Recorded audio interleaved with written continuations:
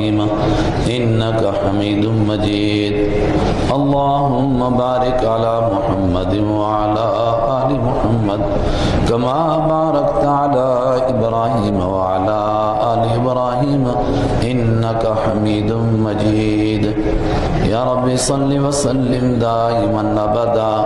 على حبيبك خير الخلق كلهم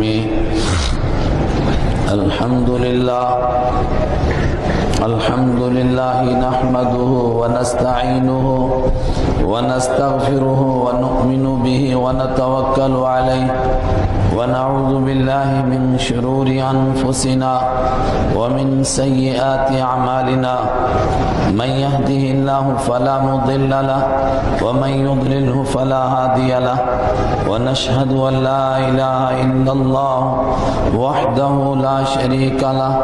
ونشهد أن سيدنا ونبينا ومولانا محمدا عبده ورسوله صلى الله تعالى عليه وعلى آله وأصحابه أجمعين أما بعد أعوذ بالله من الشيطان الرجيم بسم الله الرحمن الرحيم يا أيها الذين آمنوا لا تتخذوا بطانة من دونكم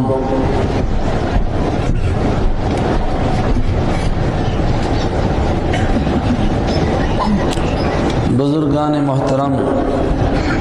برادران اسلام، آپ کے اس پروگرام میں اس مرتبہ حاضری کے لیے میرے حالات بھی نہیں تھے اور کچھ اپنے ذہنی افکار ایسے تھے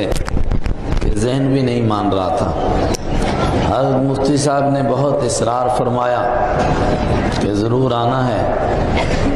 تو میں نے کوشش کی، اپنے رب سے مانگا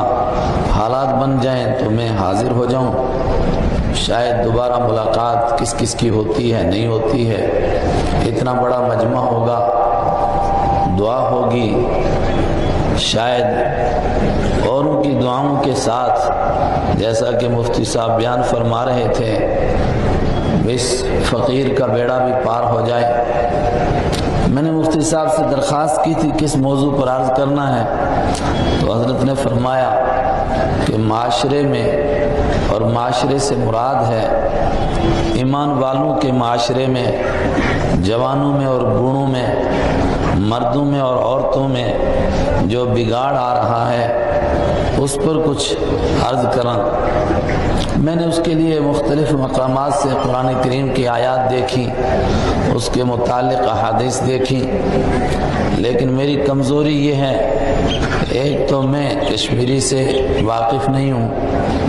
اور دوسرے آپ کو سننے کا وقت وہ ملا ہے جب آپ کا ذہن تھک چکا ہے، اب آپ کا ذہن حاضر نہیں، اور میں نے کہا کہ میں زبان سے بھی واقف نہیں، تو کیریلا اور نیم چڑھا، ایک تو آپ تھکے ہوئے اور دوسرا میں تھکا ہوا، لیکن اللہ سے مانگیں کوئی اس مختصر وقت میں ایسی بات ہو جائے کہ قیامت کے دن جب کچھ کام آنے والا نہ ہو اس وقت میں وہ بات ہمارے کام آ جائے، اور کس موقع کی کون سی بات ہوگی جو اللہ کے ہاں بخشش کا ذریعہ بن جائے یہ ہمیں نہیں معلوم ہے۔ حضرت مفتی صاحب نے بہت تفصیل کے ساتھ ایک مضمون آپ کے سامنے پیش کیا جس کا خلاصہ میں یہ سمجھا کہ پروردگار کا انسانیت کے اوپر جہاں اور بہت احسان ہے، سب سے بڑا احسان عظیم یہ ہے کہ پروردگار نے انسانوں کو اور ایمان والوں کو وہ دین عطا فرمایا جس کی حفاظت کی ذمہ داری لی ہے، اور میرا اور آپ کا اس پر ایمان ہے قیامت تک یہ دین محفوظ رہے گا۔ آج یہودیت پریشان ہے، عیسائیت پریشان ہے، ہندوازم بوکھلایا ہوا ہے، بدھ مذہب والے پریشان ہیں کہ اگر وہ اپنے دھرم پر چلنا چاہیں، اپنے مذہب کو اپنانا چاہیں، ان کے سامنے کوئی واضح شاہراہ نہیں ہے، ان کے سامنے ان کے مذہب کی صاف باتیں نہیں جن کو وہ مان سکیں، عیسائی حضرت عیسیٰ علیہ السلام کی سنتوں کو اپنانا چاہیں، ان کے پاس عیسیٰ علیہ السلام کا طریق زندگی نہیں۔ یہودی حضرت موسیٰ علیہ السلام کی سنتوں پر چلنا چاہیں، ان کے پاس موسیٰ علیہ السلام کی طریق زندگی، ان کی سنتیں نہیں ہیں۔ اس کے مقابلے میں اس امت پر یہ احسان ہوا، اس امت کو بہترین نبی عطا ہوئے، بہترین کتاب عطا ہوئی، بہترین طریقہ عطا ہوا۔ یرید اللہ بکم اليسر ولا یرید بکم العسر، تمہارا مالک تمہارے ساتھ آسانی کرنا چاہتا ہے۔ وہ دین عطا فرمایا جو ہر دور میں نافذ العمل رہے گا، ہر دور کے اندر اس پر عمل کرنا ممکن ہوگا، دنیا کے کونے کونے میں انسان اس پر عمل کر سکیں گے۔ اوپر سے پھر یہ گارنٹی دی، زمین دنیا میں زمانہ میں اونچ نیچ آئے گی، زیرو بم ہوگا، حالات بدلیں گے، مگر انا نحن نزلنا الذکر وانا لہ لحافظون، یہ قرآن میں نے نازل کیا ہے، یہ دین میں نے تم کو دیا ہے، میں قیامت تک اس دین کی حفاظت کروں گا، اور جب اس دین کی حفاظت نہیں ہوگی اور یہ دین مٹے گا اور زندگیوں سے نکلے گا، اس کے بعد پھر قیامت ہی آ جائے گی۔ اور حفاظت کے ساتھ صرف قرآن کریم کے الفاظ کی حفاظت کی ذمہ داری نہیں ہے، وہ تفصیل سے آپ نے علماء کرام سے سنا، خاص طور سے حضرت مفتی صاحب سے، کہ قیامت تک پروردگار ایسے لوگ پیدا کرتا رہے گا جو اس دین کو مکمل طور پر جس طرح حضرت رحمت عالم صلی اللہ علیہ وسلم کے زمانے میں تھا اسی طرح اس کو عملی شکل میں انسانوں کے سامنے پیش کریں گے۔ اور دنیا میں ایسے لوگ بھی پیدا ہوں گے جو اس دین کو بدلنے کی کوششیں کریں گے، مگر تمام تر کوششیں ناکام ہوں گی۔ انسانوں کی کوششیں ناکام ہوں گی، شیطانوں کی کوششیں ناکام ہوں گی۔ لا یاتیہ الباطل من بین یدیہ ولا من خلفہ تنزیل من حکیم حمید، یہ اس غالب کی طرف سے نازل کیا ہوا ہے، کوئی اس کو نہیں بدل سکے گا۔ اور پھر اللہ کے محبوب صلی اللہ علیہ وسلم کا یہ فرمانا، لا تزال طائفۃ من امتی علی الحق، قیامت تک ایک طبقہ رہے گا جو اس دین کے اوپر عمل کر کے انسانوں کے لیے عملی نمونہ پیش کرے گا اور حجت قائم کر دے گا کہ کسی دور کے اندر دین پر عمل کرنا مشکل نہیں ہے۔ دین کی حفاظت کی ذمہ داری اللہ نے لی ہے، اور حضرت مفتی صاحب جیسے علماء یہ آپ سمجھ سکتے ہیں اللہ کی حجتوں میں سے ایک حجت ہے کہ ایسے لوگ پیدا ہوتے رہیں گے، یجدد لہم دینہم، جو لوگوں کی افکار کو بھی درست کریں گے، لوگوں کے اعمال کو بھی درست کریں گے، اور جس اعتدال والے اور کنتم امۃ وسطا، بیچ کے درمیانی راہ پر اس امت کو کھڑا کیا گیا تھا قرآن کے ذریعے سے، حضرت رسول پاک صلی اللہ علیہ وسلم کے ذریعے سے ایسے لوگ پیدا ہوتے رہیں گے جو اسی اعتدال والے راستے کے اوپر امت کو کھڑا رکھیں گے، اس میں نہ افراط ہونے دیں گے، نہ تفریط ہونے دیں گے، نہ امت کو ادھر جھکنے دیں گے نہ ادھر جھکنے دیں گے، برابر وہ مسلسل ان کے افکار کو بھی درست کریں گے، اعمال کو بھی درست کریں گے۔ مسئلہ کیا ہے؟ مسئلہ یہ ہے امت کی حفاظت، یعنی ایک انسان کی حفاظت، ایک ایک قبیلے کی حفاظت، جس کے دادا نے دین قبول کر لیا، جس کے پردادا نے دین قبول کر لیا، اس کے لیے حفاظت کی گارنٹی نہیں ہے، حفاظت کی گارنٹی دین کے لیے ہے۔ اور اس کے ساتھ میں یہ چیلنج ہے، ان تتولوا یستبدل قوما غیرکم، اے انسانوں میرا دین قیامت تک رہے گا، اگر تم دین سے ہٹو گے، میرے نبی کی سنتوں کو چھوڑو گے، دین کے افکار میں تم سے کتر و بیونت ہوگی، ذرا سا اعتدال سے ادھر ادھر ہٹو گے، یستبدل قوما غیرکم ثم لا یکونوا امثالکم، قیامت تک وہ لوگ پیدا ہوتے رہیں گے جو دین کو صحیح طریقے سے اس پر عمل کر کے دکھائیں گے، ثم لا یکونوا امثالکم، وہ تمہاری طرح نہیں ہوں گے۔ یہ ہے اصل فکر کا موضوع، یہ ہے اصل پریشانی کا موضوع کہ کیا ہم ان لوگوں میں سے ہیں کہ جو اس اعتدال والے راستے پر ہوں، اور ہم اس کے لیے کتنی فکریں کر رہے ہیں، ہم اس کے لیے کتنا سوچ رہے ہیں۔ اگر معاشرہ بگڑ رہا ہے، اگر معاشرہ خراب ہو رہا ہے، اس میں بنیادی نقطہ یہی ہے کہ انسان کا تعلق اپنے مالک سے کمزور ہو رہا ہے، اور اپنے محبوب اللہ کے پیارے حبیب حضرت محمد عربی صلی اللہ علیہ وسلم سے محبت کا تعلق کمزور ہو رہا ہے، اور انسان بجائے ان کے بتائے ہوئے راستے کے دوسرے راستوں کو دائیں بائیں تلاش کر رہا ہے۔ آج پوری دنیا کے اندر ایک نگاہ طائرانہ ڈالیے، کیا یہ آیت 1400 سال پہلے نازل ہوئی، لیکن آج جب ہم اس آیت کو پڑھتے ہیں تو ہمیں نہیں لگتا ہے کہ ایسا لگ رہا ہے جیسے یہ آج کے لیے نازل ہوئی ہے۔ لا تتخذوا بطانة من دونكم لا يعلونكم خبالا ودوا ما عنتم قد بدت البغضاء من افواههم وما تخفي صدورهم اکبر۔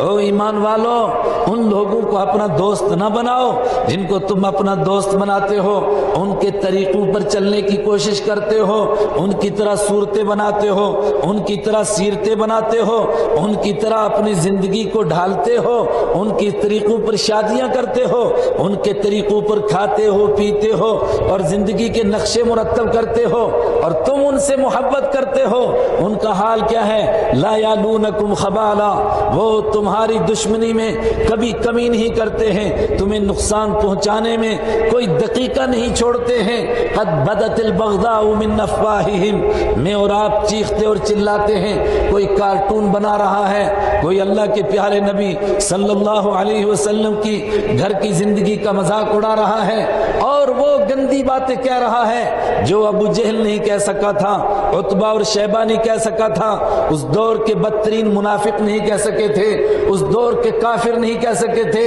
وہ باتیں کہہ رہا ہے۔ قد بدت البغضاء من افواہہم، اور قرآن کریم کہہ رہا ہے یہ کوئی حیرت کی بات نہیں، یہ ان کے اندر کی دشمنی ہے جو کبھی کبھی چھلک کر ان کے منہ پر آ جاتی ہے۔ وما تخفی صدورہم اکبر، اور جو کچھ دلوں کے اندر چھپا کر رکھا ہوا ہے وہ اس سے بڑا ہے، وہ بہت زیادہ ہے، تم اس کو نہیں سمجھتے ہو، مگر تمہاری بدقسمتی کیا ہے؟ ہا انتم اولئک تحبونہم ولا یحبونکم، کبھی دیکھو اس کو سوچو، ہا انتم اولئک تحبونہم، تم ان دنیا کے بدترین خلائق جن کو قرآن کریم کہہ رہا ہے ان الذین کفروا من اہل الکتاب والمشرکین، وہ انسان جو اپنے مالک کے منکر ہیں، اس کو اپنا مالک نہیں مانتے ہیں، وہ اپنے آپ کو اہل کتاب کہیں، وہ اپنے آپ کو مشرک کہیں، اولئک ہم شر البریہ، یہ کائنات میں بدترین انسان ہیں، مگر تمہارا کام کیا ہے او امت مسلمہ؟ ہا انتم اولئک تحبونہم، تم ان سے محبتیں کرتے ہو، ان کی طرح داڑیاں کاٹ کے چہرے بناتے ہو، ان کی طرح بال رکھتے ہو، ان کی طرح لباس پہنتے ہو، ان کی طرح فحاشی میں مبتلا ہوتے ہو، ان کی طرح گناہوں میں مبتلا ہوتے ہو، بے پردگی کو ان کی طرح اختیار کرتے ہو، اور دین کی دھجیاں اڑاتے ہو، ان کے طریقوں کو اپنانے کے لیے ان کو اپنا آئیڈیل بناتے ہو۔ تحبونہم، تم ان سے محبت کرتے ہو، ولا یحبونکم، وہ تم سے محبت نہیں کرتے۔ کبھی سوچا ہوتا تم نے ان کا ہیٹ بھی پہنا، تم نے ان کے ایک ایک طریقے کو اپنایا، کبھی ان کو اس کا خیال آیا کہ تمہیں لبھانے کے لیے صحیح، تمہیں خوش کرنے کے لیے صحیح، تھوڑی دیر کے لیے وہ تم سے محبت کرتے اور تمہارا لباس پہنتے، کوئی تمہاری پگڑی پہن لیتا، کوئی تمہارا جبہ پہن لیتا، کوئی تمہاری داڑھی رکھ لیتا، کوئی تمہارے طریقے سے تمہاری معاشرت کو اختیار کرتا، کوئی تمہارے اخلاق کو اختیار کر لیتا،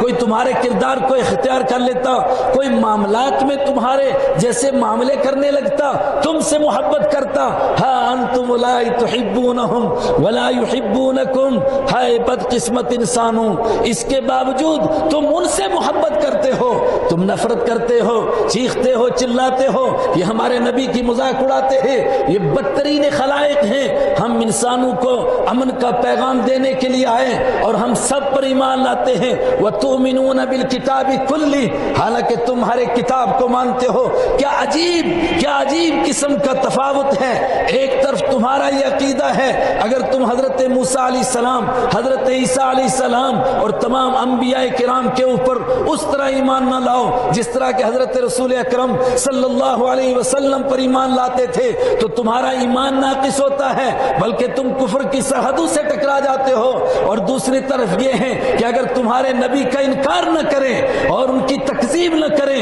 وہ تب تک اپنی قوم کے بندے نہیں کہلاتے۔ یہودی یہودی نہیں ہو سکتا جب تک تمہارے نبی کا انکار نہ کرے، عیسائی نہیں ہو سکتا جب تک تمہاری کتاب کا انکار نہ کرے، اور تو مسلمان نہیں ہو سکتا جب تک کہ تورات اور انجیل اور زبور کے اوپر ایمان نہ لائے۔ تو اس کو تجھ سے محبت کرنی چاہیے تھی، مگر تم ان سے محبت کرتے ہو۔ تمہارا تو یہ حال ہے، وَلَا تَسُبُّوا الَّذِينَ يَدْعُونَ مِن دُونِ اللَّهِ فَيَسُبُّوا اللَّهَ عَدْوًا بِغَيْرِ عِلْمٍ۔ تم ان پتھروں کو گالیاں نہیں دے سکتے جن کو لوگ پوچھتے ہیں کہ کہیں وہ پلٹ کر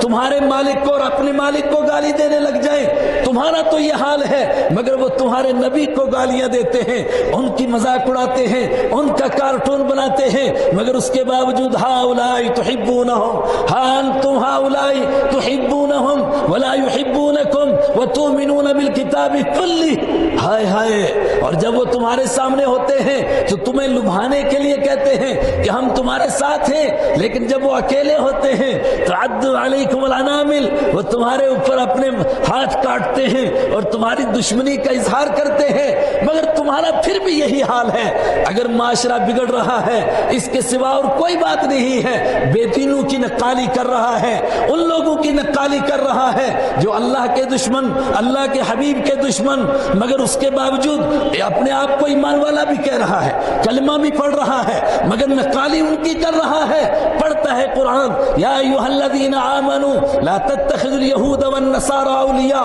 بعضهم اولیاء بعض ومن یتولهم منهم فانه منهم۔ اے ایمان والو، تم یہودیوں اور عیسائیوں کو اپنا آئیڈیل نہ بناؤ، ان کے ساتھ دوستی نہ لگاؤ۔ ومن یتولهم منکم، اور جو تم میں سے ان سے محبت کرے گا، ان کے جیسا بننے کی کوشش کرے گا، ہم اعلان کرتے ہیں فانه منهم، وہ انہی میں سے ہے۔ آپ تصور کی نگاہ میں دیکھیے، 1400 سال پیچھے چلے جائیے، صحابہ کرام کو کون سی چیز مانے تھی جس کے لیے قربانیاں دے رہے تھے؟ اس کے سوا اور کیا بات تھی؟ اللہ کے حبیب صلی اللہ علیہ وسلم سے محبت تھی، اس محبت کی وجہ سے انہوں نے سب کچھ قربان کیا تھا، اپنے آپ کو مصیبتوں میں ڈال رہے تھے، پریشانیوں میں ڈال رہے تھے، لیکن اس محبت کے اوپر سودا نہیں کر رہے تھے۔ آپ دیکھ رہے ہیں کیسے مظلوم لوگ ہیں اور کس طاقت کے ساتھ دین کو مضبوطی سے پکڑا ہوا تھا، اور قرآن کریم کہہ رہا ہے کہ قیامت تک ایسے لوگ ہوتے رہیں گے جو اسی طرح دین کو مضبوطی سے پکڑیں گے۔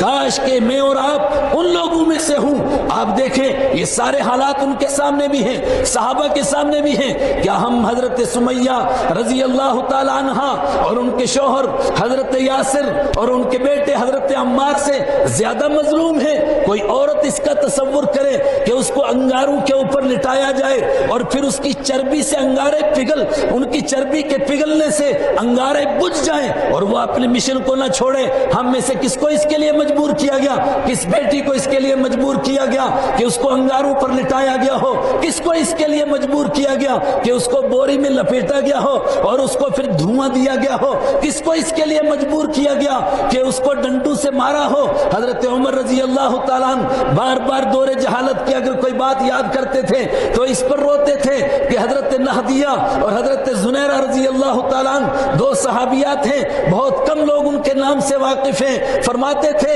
کہ ابو جہل ان کی پٹائی کرتا تھا کہ تم محمد عربی صلی اللہ علیہ وسلم کا ساتھ چھوڑ دو، اور جب وہ تھک جاتا تھا تو پھر میں ان کو مارنا شروع کرتا تھا، لیکن رب کعبہ کی قسم ہم مار مار کے ان کو تھک جاتے تھے، مگر وہ مارے کھا کر کے نہیں تھکتے تھے۔ اس مشن کے اوپر کوئی سمجھوتا نہیں کرتے تھے۔ حضرت عمار کے والد حضرت یاسر رضی اللہ تعالیٰ عنہ کی شہادت کے لیے تاریخ خاموش ہے، بس اتنا کہتی ہے کہ یہی مصیبتیں سہتے سہتے وہ مر گئے، گویا انہیں انگاروں کے اوپر پکتے پکتے آخر وہ پک گئے، لیکن اس مشن کے ساتھ انہوں نے سمجھوتا نہیں کیا۔ حضرت سمیہ نے اس کے ساتھ سمجھوتا نہیں کیا، اور وہ دلدوز منظر، وہ خطرناک منظر آپ تصور کی نگاہوں سے دیکھو، ان کے لیے کیا مشکل تھا۔ وہ تھوڑا سا سمجھوتا کر لیتے، تھوڑا سا سمجھوتا کر لیتے حالات کے ساتھ تو سارے حالات ان کے ساتھ تھے۔ ابو جہل نے دونوں ٹانگوں کے ساتھ اونٹ باندھا ہے اور اس کے بعد برچھا لے کر اس کائنات کا بدترین انسان کھڑا ہوتا ہے اور کہتا ہے کہ اگر تو اس مشن کو چھوڑ دے گی، محمد عربی صلی اللہ علیہ وسلم کا ساتھ چھوڑ دے گی تو میں تجھے آزاد کر دوں گا، تو مکہ کی ملکہ بن جائے گی، اگر تو نہیں چھوڑے گی تو یہ برچھا دیکھ اور یہ اونٹ دیکھ، یہ مخالف سمت دوڑیں گے، تیرے جسم کے 2 ٹکڑے ہو جائیں گے، اور پھر میں یہ برچھا تجھے ماروں گا اور تیرا جسم چر جائے گا۔ اور اس کائنات کے بدترین انسان نے ایسا ہی کیا، برچھا بھی مارا اور اونٹ بھی دوڑائے اور ان کا جسم 2 ٹکڑے ہو گیا۔ منہم من قضا نحبہ ومنہم من ينتظر۔ قرآن کریم نے کہا کچھ لوگ ہیں من المؤمنین رجال صدقوا ما عاہدوا اللہ علیہ، کچھ لوگ ہوتے ہیں جب اللہ سے وعدہ کرتے ہیں، کلمہ پڑھتے ہیں، پھر اس کو سچ کر کے دکھاتے ہیں۔ منہم من قضا نحبہ ومنہم من ينتظر، ان میں سے کچھ تو یہ دیکھو قربانیاں دے چکے ہیں اور کچھ منتظر ہیں، یہ قربانیوں سے گھبراتے نہیں ہیں۔ اگر وہ حالات کے ساتھ سمجھوتا کر لیتے،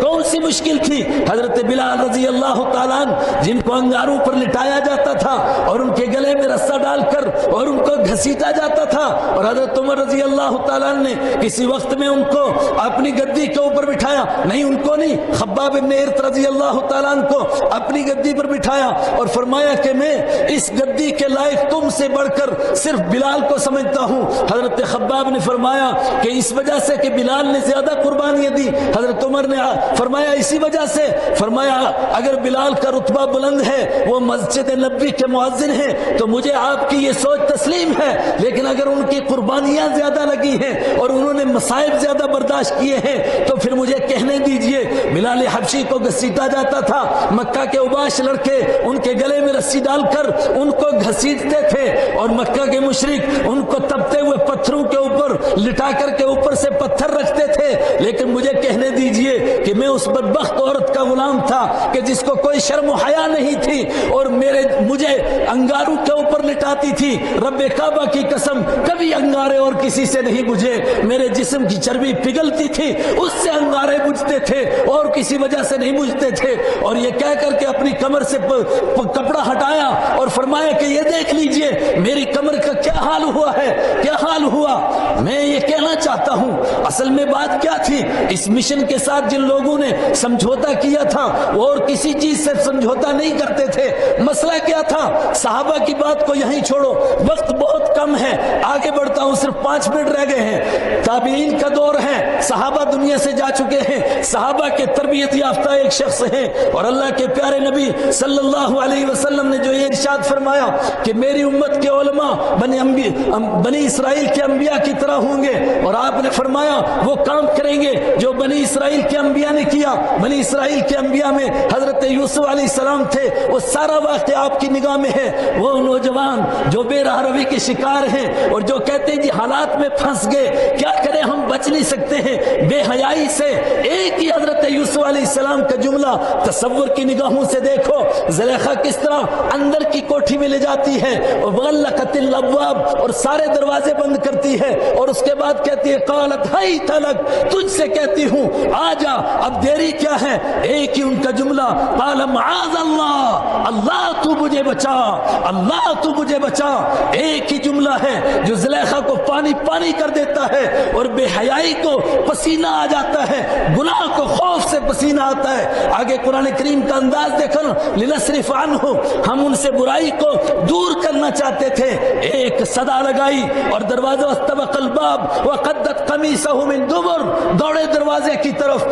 نہیں سوچا کہ دروازہ بند ہے اور تالا لگا ہوا ہے کیسا کھلے گا، بس سے سوچا کہ میرا کام دوڑنا ہے، دروازے کا کام کھلنا ہے، جس گیٹ پر پہنچتے ہیں وہ گیٹ کھلتا چلا جاتا ہے۔ یہ حضرت یوسف علیہ السلام کا کردار ہے۔ تو اس حدیث کے مطابق اس امت میں بھی قیامت تک ایسے جوان پیدا ہوں گے، امت بانج نہیں ہے، اور آج بھی اس طرح کے واقعات پیش کیے جا سکتے ہیں۔ اور میں نے سوچا کہ شاید بہت زیادہ وقت ہوگا، میں نے اس کے لیے کچھ واقعات جمع کیے تھے لیکن وقت نہیں، اور بہت سارے واقعات آپ خود جانتے ہیں۔ میں تو صرف ایک واقعہ جو صحابہ کے دور کے تربیت یافتہ تھے، حضرت عبید بن عمیر رضی اللہ تعالیٰ، مکہ میں ایک عورت رہتی ہے، بہت حسین و جمیل ہے، اور اس کو اپنے حسن کے اوپر ناز بھی ہے اور کردار میں تھوڑی کمزور بھی ہے۔ ایک وقت میں شیشے کے سامنے اپنے چہرے کو دیکھتی ہے، اپنے شوہر سے کہتی ہے کہ تم بتاؤ اس چہرے کو اگر کوئی دیکھ دیکھ لے کیا وہ فتنے سے بچ سکتا ہے, وہ گناہ سے بچ سکتا ہے؟ نہیں بچ سکتا ہے.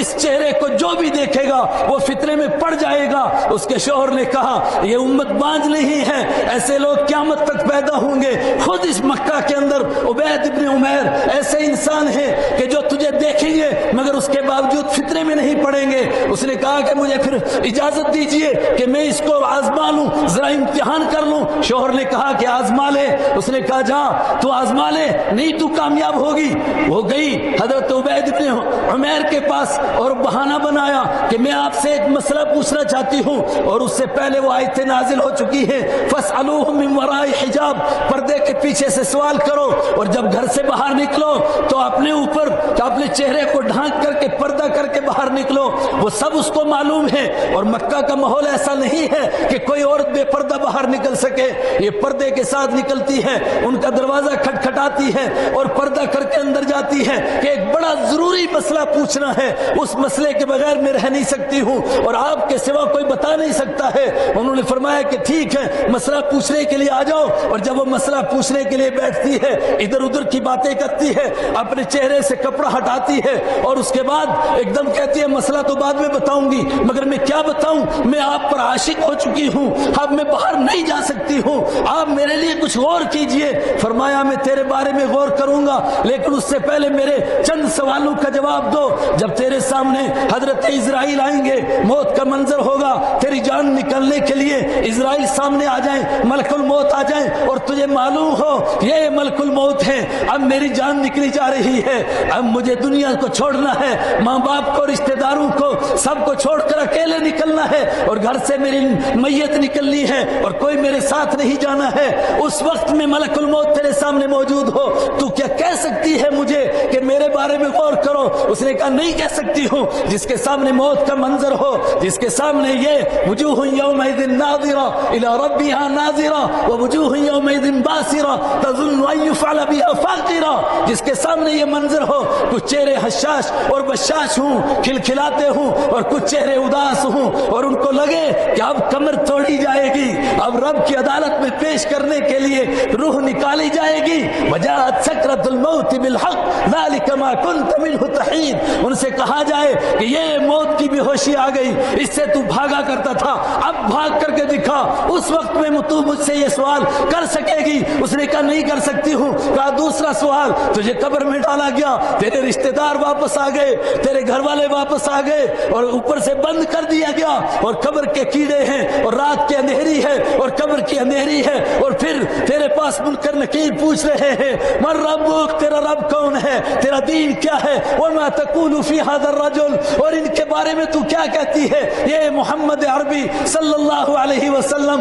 تیرے سامنے ہیں. مکہ کے کافروں سے پوچھا تھا الم یعرفوا رسولہم افلم یعرفوا رسولہم, کیا انہوں نے اپنے رسول کو نہیں پہچانا اس لیے نہیں مانتے ہیں؟ وہ رسول جس کو چرندوں نے پہچانا, جس کو درندوں نے پہچانا, جن کو جھاڑیوں نے پہچانا اور جس کو چاند نے پہچانا, اے مکہ کے مشرکو کیا تم نے اس کو نہیں پہچانا اس لیے نہیں مانتے ہو؟ اور پھر قرآن کریم نے کہا بل جاءہم بالحق, نہیں تم نے پہچانا ہے, اصل میں وہ حق لے کر کے آئے ہیں اور حق تمہارے حلق سے نیچے نہیں اترتا ہے. اس